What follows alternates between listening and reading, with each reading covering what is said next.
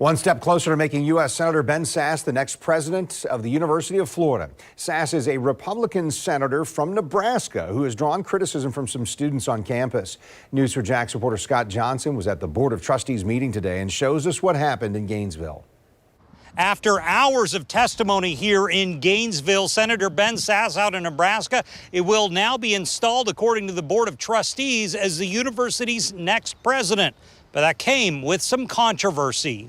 University of Florida leaders spent the morning determining whether Dr. Ben Sasse should be the university's next president. Get him out! Get him out! And outside the meeting, a vocal protest to many of his political positions as a conservative Republican senator from Nebraska. Why do you think he's not fit?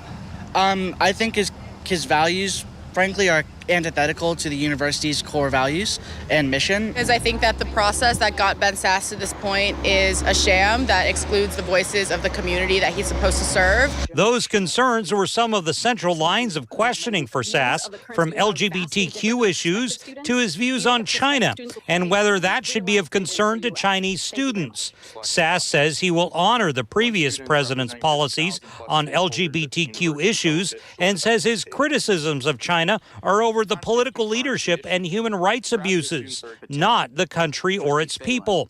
And with Sasse's political standing in the Republican Party, there were questions of whether he got special treatment from Florida's Republican governor, Ron DeSantis. Did anyone from the governor's office connect you with or guide you through this presidential search or selection process? No. I do not think I have had a conversation with or been in a room with Governor DeSantis since he was a congressman in about 2016. I've had zero conversations with him about this and have been shepherded through this process by no one. And as far as politics go, Sasse says he's going to take what he calls a, quote, period of political celibacy as he comes into the new role as university president, approved unanimously by the Board of Trustees. Now, there's one procedural step that still needs to happen. Sasse still needs to be approved by the state university system's Board of Governors. That will happen November 9th. In Gainesville, Scott Johnson, Channel 4, the local station.